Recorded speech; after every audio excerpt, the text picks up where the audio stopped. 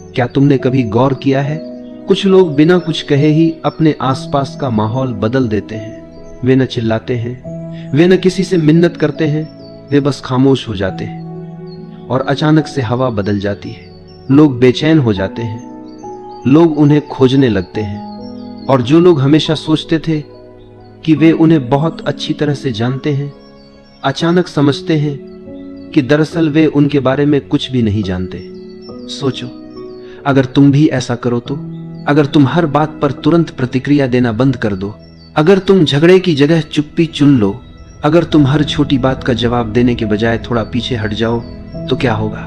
यही असली राज छुपा है। जब तुम हर समय उपलब्ध रहना छोड़ देते हो, भावनाओं में, शब्दों में, शरीर और मन दोनों से, तो लोगों के हाथ से तुम्हें नियंत्रित करने का साधन निकल जाता है, क्योंकि वे तुम्हें हमेशा तुम्हारी प्रतिक्रिया से पकड़ते आए हैं। कभी तुम्हारे गुस्से से, कभी तुम्हारी जल्दी जल्दी हाँ कह देने की आदत से, कभी तुम्हारे डर से। लेकिन जिस दिन तुमने ये डोरें काट दी, उस दिन खेल बदल जाता है और उसी दिन लोग यह महसूस करते हैं कि उन्होंने कभी तुम्हें समझा ही नहीं था। जब तुम अचानक अनुपलब्ध हो जाते हो, कौन घबराता है, कौन गुस्से से तिलमिला उठता है, कौन बार बार कोशिश करता है कि तुम्हें उकसाकर फिर से वही पुराना भाव निकाल ले। ये सब उनके बारे में बहुत कुछ बता देता है और तुम्हारे बारे में भी। सच तो यह है कि तुम अब तक अपनी ऊर्जा ऐसे लोगों पर खर्च करते आए हो जो उसके योग्य ही नहीं थे। तुम हर बार हाँ कहकर खुद को छोटा करते गए, हर बार तुरंत जवाब देकर अपनी शक्ति दूसरों के हाथों में सौंपते गए, हर बार भावनात्मक प्रतिक्रिया देकर अपना ही खून जलाते रहे। और दिन के अंत में तुम्हारे पास क्या बचता है? थकान, चिड़चिड़ापन और एक खालीपन जिसे तुम शब्दों में नहीं कह पाते। लेकिन मैं तुम्हें बताऊं, क्योंकि तुम उन लोगों के लिए बहुत ज्यादा उपलब्ध हो जिन्हें तुम्हारी खामोशी का एक पल भी नसीब नहीं होना चाहिए था। यह जो मैं कह रहा हूं, इसका अर्थ यह नहीं कि तुम दुनिया से मुंह मोड़ लो। इसका अर्थ यह है कि तुम पहले खुद को चुनो। महान संतों ने कहा है, सच्चा अनुशासन है स्वयं को पहचानना। जब तुम यह समझ जाते हो कि चुप्पी 1000 बहसों से ज्यादा ताकतवर है, तो तुम्हारे भीतर एक नई शक्ति जन्म लेती है। जब तुम पीछे हटते हो, भागने के लिए नहीं बल्कि होश में आने के लिए, तो वह पीछे हटना एक तपस्या बन जाता है। तो अब मैं तुमसे पूछता हूं, कब तक तुम दूसरों की भावनाओं से बंधे रहोगे? कब तक हर बार कठपुतली की तरह नाचते रहोगे जब कोई तुम्हारे घाव पर हाथ रख दे? क्या अब समय नहीं आ गया कि तुम उन डोरियों को काट दो, थोड़ा रहस्यमय बन जाओ? क्योंकि जिस दिन तुम हमेशा उपलब्ध रहना बंद कर दोगे, उसी दिन से सब कुछ बदलना शुरू हो जाएगा। बचपन से हमें यही सिखाया गया है, हमेशा हाँ बोलो, सबको खुश रखो, जल्दी जवाब दो, लोग नाराज न हो। और धीरे धीरे हमें यह भ्रम दे दिया गया कि हमारी कीमत सिर्फ इसी में है कि हम कितने उपलब्ध हैं। लेकिन असलियत बिल्कुल उल्टी है। बहुत अधिक उपलब्ध होना कोई पुण्य नहीं है, यह तो कैद खाना है। जितना तुम उपलब्ध होते हो, उतना ही तुम दूसरों के हाथों का खिलौना बन जाते हो। लोग तुम्हें एक बटन की तरह इस्तेमाल करते हैं। जब ध्यान चाहिए तुम्हें दबा देते हैं, जब दिल बहलाना है तुम्हें ढूंढ लेते हैं, जब उन्हें सहारा चाहिए तुम्हें याद कर लेते हैं, और काम पूरा होते ही तुम्हें किनारे रख देते हैं। कितनी बार तुमने सिर्फ इसलिए मुस्कुराया क्योंकि तुम ना कह नहीं पाए? कितनी बार तुमने थकान के बावजूद जवाब दिया क्योंकि डर था कि कोई नाराज न हो जाए? कितनी बार तुमने अपनी सच्ची भावना छुपा ली सिर्फ इसलिए कि कोई तुम्हें ठुकरा न दे? यही है आत्मत्याग, यही है खुद से धोखा, और यही है वह जाल जिसमें आज ज्यादातर लोग फंसे हुए हैं। यहां तक कि हमारी ऊर्जा भी असीमित नहीं है। हर हाँ, हर प्रतिक्रिया हमारे भीतर से कुछ निकाल ले जाती है, और जब यही ऊर्जा बार बार व्यर्थ खर्च हो जाती है तो हम खोखले हो जाते हैं। लोगों को तुम्हारी परवाह नहीं है, उन्हें सिर्फ तुम्हारी उपयोगिता चाहिए, तुम्हारा साथ, तुम्हारा सहारा, तुम्हारी संवेदना, बस उतनी देर तक जब तक उन्हें जरूरत है। लेकिन जिस दिन तुम सीमाएं खींचते हो, जिस दिन तुम कहना शुरू करते हो बस अब और नहीं, उसी दिन वे लोग तुम्हें बदला हुआ, अजीब और ठंडा कहने लगते हैं। असल में तुम नहीं बदले, बस अब तुम उनके लिए उपयोगी नहीं रहे। और यही है सबसे बड़ा सच, जितना तुम उपलब्ध रहोगे उतना ही तुम्हारी कीमत गिरती जाएगी। क्योंकि जो चीज हर वक्त मिल जाए वह रद्दी कागज बन जाती है, किसी के लिए मूल्यवान नहीं रहती। किसी चीज की इज्जत तब होती है जब उसे पाने के लिए मेहनत करनी पड़े, और तुम जब हर समय मौजूद हो तो कोई तुम्हारी कीमत क्यों मानेगा। तो अब तुम सोचो, तुम्हारा समय किसे देना चाहिए? तुम्हारा ध्यान, तुम्हारी उपस्थिति, तुम्हारी सुनवाई, किसे सच में इसके योग्य मानते हो? और उससे भी ज्यादा जरूरी सवाल है, कौन तुम्हारी अनुपस्थिति का हकदार है? लेकिन इस सवाल का जवाब देने से पहले हमें समझना होगा कि हम इतने जल्दी प्रतिक्रिया क्यों दे देते हैं। हम हर बार क्यों झुक जाते हैं? हमारे भीतर यह तुरंत उत्तर देने की आदत क्यों बैठी हुई है? इसके पीछे है हमारी ऊर्जा।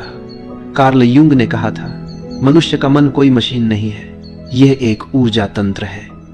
हर विचार, हर भावना, हर प्रतिक्रिया हमारी आंतरिक ऊर्जा का एक हिस्सा खा जाती है।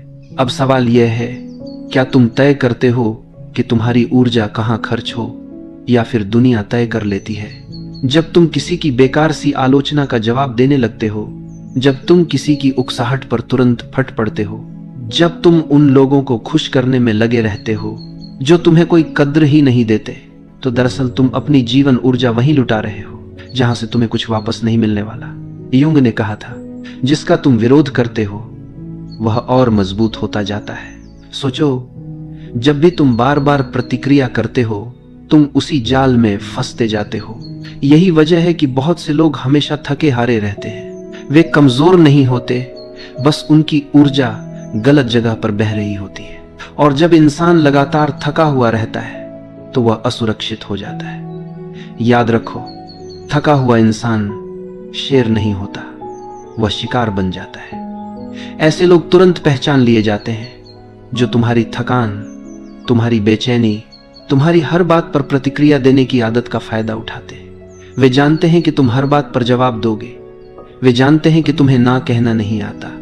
वे जानते हैं कि तुम सबका बोझ उठाते रहोगे, और इसलिए वे तुम्हारे कंधों पर अपना बोझ उठाते डाल देते हैं। लेकिन युंग ने यह भी कहा, सच्चा मन वही है जो ऊर्जा को भीतर बचा कर रख सके।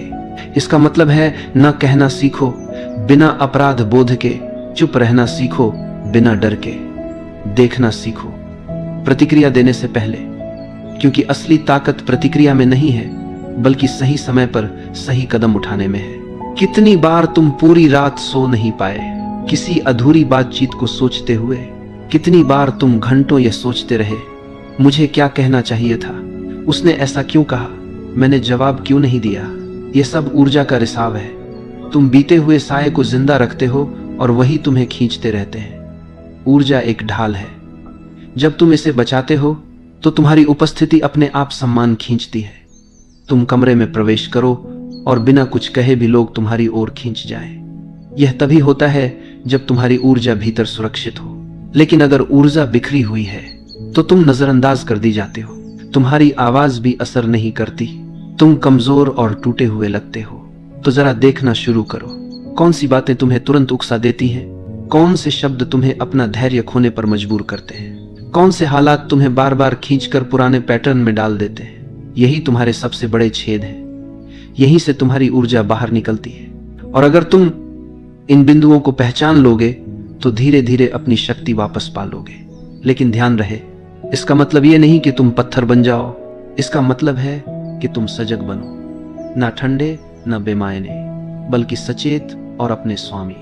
युंग ने यह भी बताया था कि जब इंसान अपनी ऊर्जा को सुरक्षित करना सीख जाता है तो दूसरों की परछाइयां उस पर काम नहीं करती। यानी कि जो लोग तुम्हें अपनी छवि में ढालना चाहते हैं, तुम्हें अपनी भावनाओं का आईना बनाना चाहते हैं, उनकी शक्ति टूट जाती है।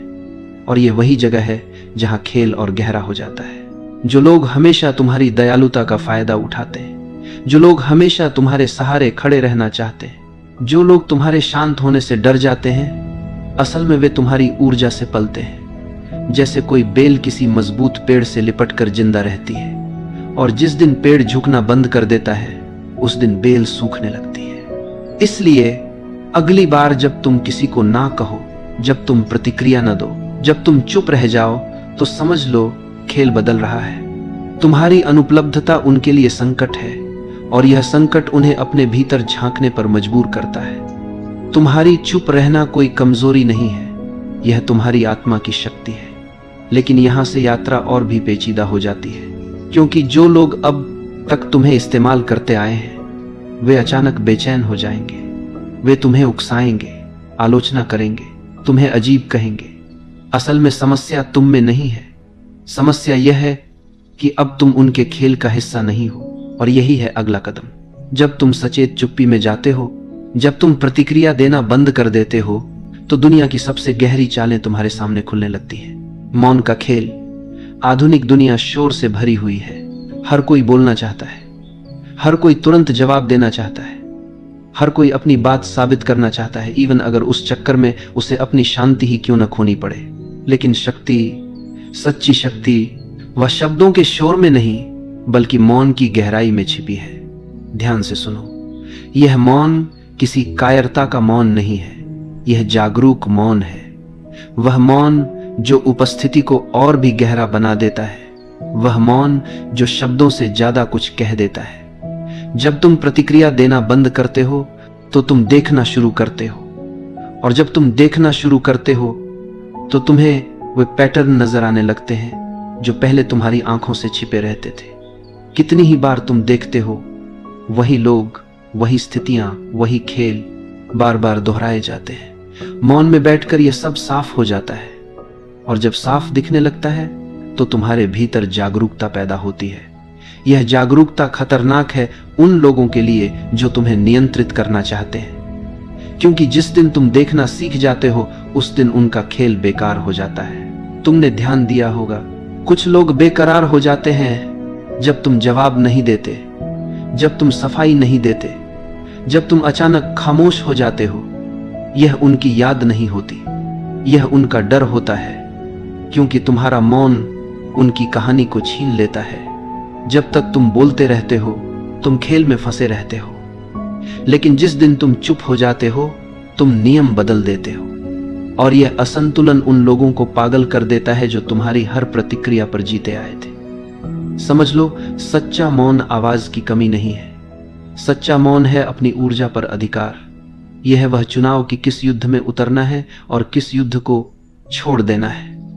व्यक्ति बनने के लिए दूरी चाहिए, क्योंकि सिर्फ मौन में ही तुम अपनी आवाज सुन सकते हो, दुनिया के शोर से मुक्त होकर। लेकिन इस मौन की भी एक कीमत है।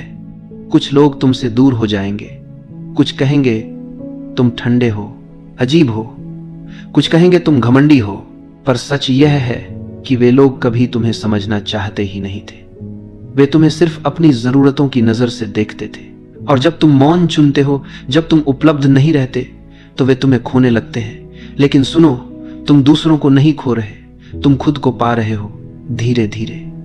यह मौन तुम्हें भीतर से गढ़ता है, तुम्हारी थकी हुई ऊर्जा लौट आती है, तुम्हारा असली चेहरा उभरने लगता है, तुम्हारा केंद्र तुम्हारे भीतर मजबूत होने लगता है। और फिर तुम देखते हो, जिन रिश्तों में सिर्फ नाटक था वे गिरने लगते हैं, जिन जगहों में सिर्फ शोर था वहां से दूरी बनने लगती है। हाँ, यह दर्द भी देता है। तुम्हें लगेगा तुम अकेले हो गए हो, तुम्हें लगेगा तुम गलत हो, तुम्हें लगेगा सब बदल गया। लेकिन ध्यान रहे, यह दर्द जन्म का दर्द है। यह अकेलापन कमजोरी नहीं है, यह अकेलापन शक्ति है। जब तुम सबके लिए उपलब्ध रहना बंद करते हो, तब तुम अपने लिए उपलब्ध होने लगते हो। यही है असली पुनर्जन्म, यही है असली स्वतंत्रता। अब कोई भी तुम्हारी डोर खींचकर तुम्हें कठपुतली नहीं बना सकता। अब कोई भी तुम्हारे घाव को कुरेद कर तुम्हें नचाना नहीं जानता, क्योंकि अब तुम मौन में टिके हो, और यह मौन ही तुम्हारी सबसे बड़ी ढाल है। और अंत में याद रखो यह सत्य, जब तुम हर किसी के लिए उपलब्ध रहते हो तुम सस्ता हो जाते हो, जब तुम मौन चुनते हो तुम अनमोल हो जाते हो। दुनिया में हर चीज जिसकी भरमार हो जाती है उसकी कीमत गिर जाती है, और जो दुर्लभ होता है वह सम्मान पाता है। तो अपने मौन को दुर्लभ बनाओ, अपनी उपस्थिति को कीमती बनाओ, अपनी ऊर्जा को बचाओ, क्योंकि यही है जीवन का सबसे बड़ा अनुशासन, और यही है तुम्हारी असली आजादी।